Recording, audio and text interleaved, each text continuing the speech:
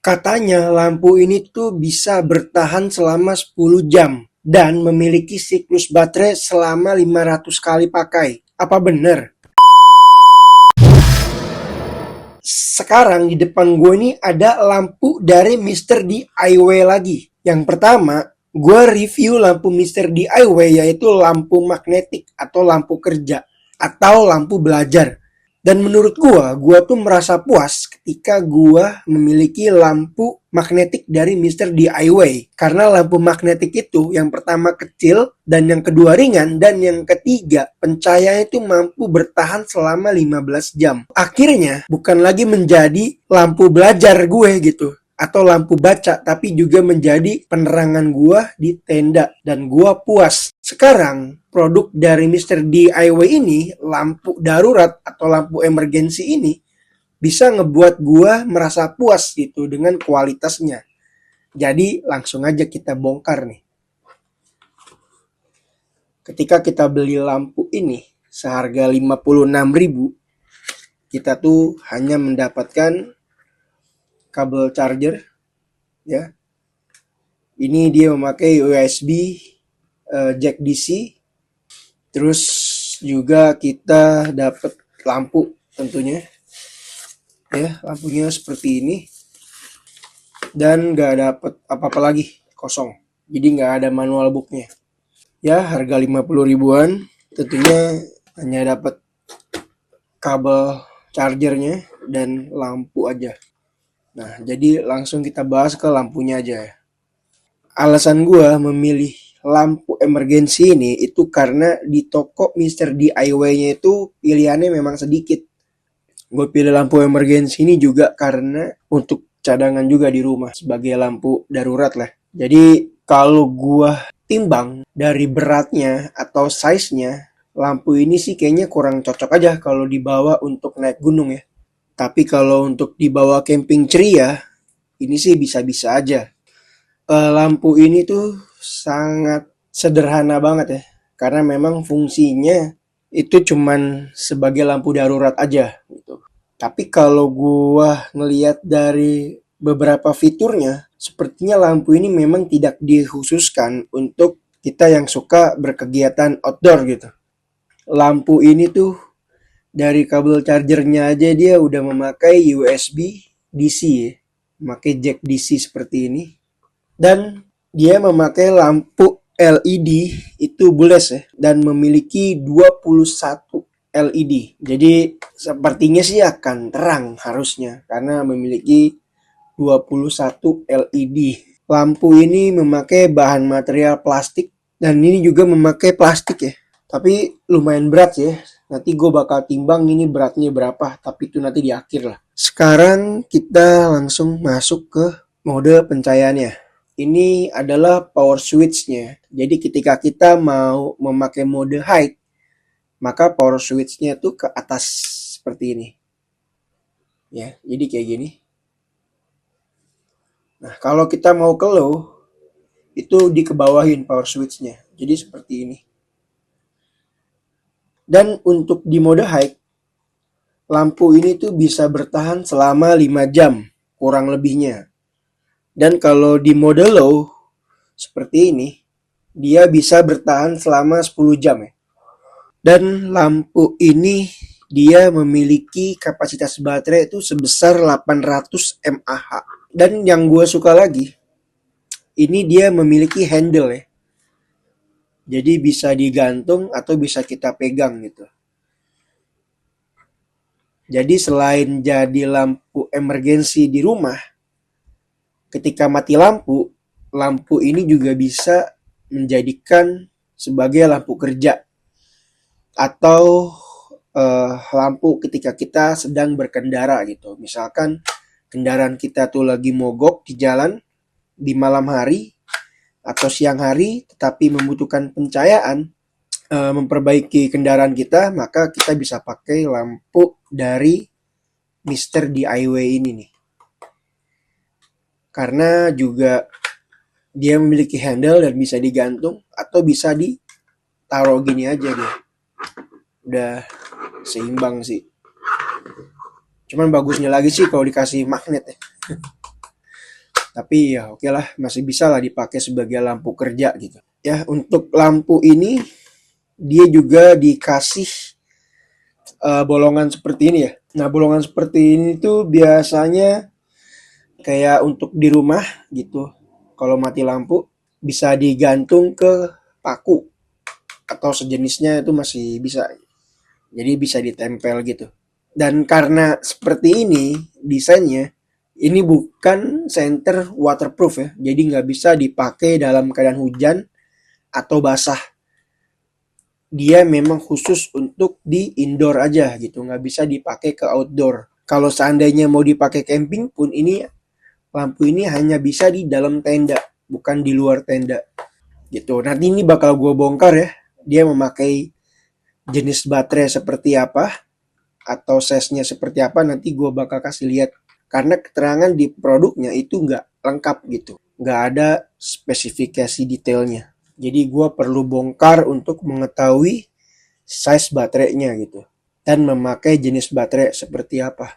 Lalu di packagingnya itu tertulis ketika lampu ini di charge, diisi ulang, maka lampu itu menyala berwarna merah indikator baterainya nih. Tapi ketika gua mencoba charge, ini tidak berwarna merah tapi berwarna hijau dan itu dia kelap-kelip gitu. Ketika penuh, lampu indikator yang berwarna hijau itu akan mati. Tapi keterangannya tuh lampunya berwarna merah, jadi ada kesalahan. Dan ini USB socketnya, yaitu tempat untuk pengisian daya baterainya. Oke, langsung aja nih kita bongkar apa gimana nih? Langsung kita bongkar aja ya. Oke, gini kalau beli produk, detailnya kurang lengkap tuh, gue rada susah jadi untuk ngejelasinnya. Secara teknisnya itu susah. Jadi perlu meraba-raba atau spekulasi dikit lah. Salah sendiri lah, lagi punya produk tapi nggak lengkap gitu ngisi detailnya.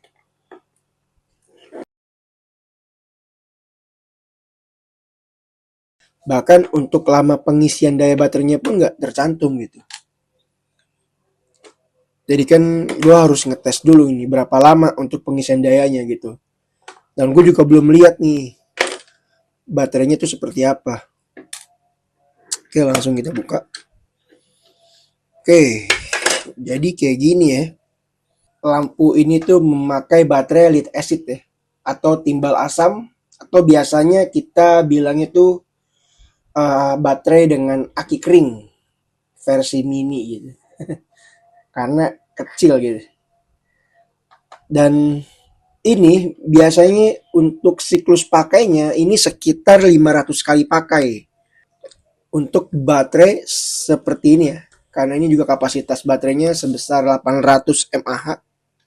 Dan ketika gua charge gitu ya, ini tuh pertama kali kan gua nggak tahu ya ini baterainya tipe seperti apa. Gua cas ini lampunya, itu 5 jam tuh nggak penuh-penuh. Gue bilang ini lama banget nih ngecasnya.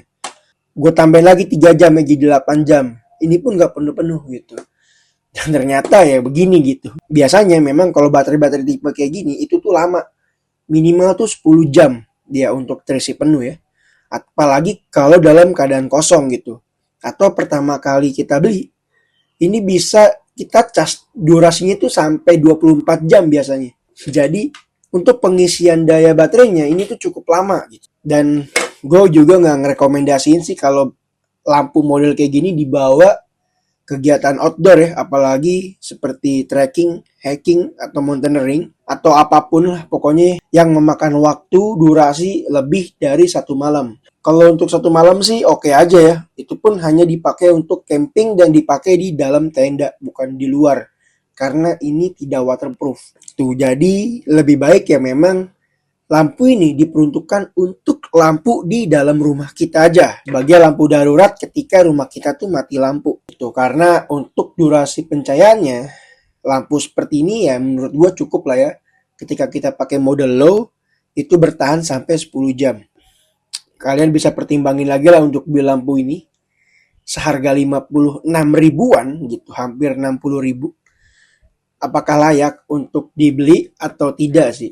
Gue beli lampu ini untuk sebagai berbagi pengalaman aja gitu ke kalian kalau lampu ini seperti inilah kualitasnya gitu, layak beli atau tidak layak beli. Jadi nggak semua tuh lampu yang gue review adalah sesuai dengan kriteria gue. Tuh ada beberapa lampu yang gue beli sengaja sebagai contoh lah gitu untuk kalian gitu, biar kalian juga nggak boncos. Dan lampu yang gue rekomendasiin ke kalian itu sesuai dengan lampu yang kalian butuhkan. Ya untuk terangnya sih ini nggak ditulis juga gitu di keterangan produknya ya, berapa lumens tuh nggak ada. Tapi kalau gue bisa pastiin lampu ini tuh bisa menerangi di ruangan yang besarnya sih sekitar 2 kali 3 lah ya, seperti ruangan kamar ini masih cukup sih. Tapi kalau untuk ruang tamu kalian besar gitu atau kamar kalian besar ini ya kurang juga gitu. Mungkin untuk dipakai sekedar lampu tidur sih masih bisa. Terus juga eh minusnya ini juga ya. Untuk kabel charger model jack DC kayak gini, itu kan nggak semua orang punya gitu. Kalau kita bawa lampu ini dalam kegiatan outdoor ya. Sekiranya kita lupa nih untuk bawa charger ini ya. Terus di luar kita mau minjem sama orang kan kayaknya nggak semua orang punya gitu. Jadi rada susah. Makanya gue bilang lampu ini memang lebih baik dikhususkan untuk di rumah aja gitu. Terus juga untuk beratnya. Oke, gue bakal timbang beratnya ya.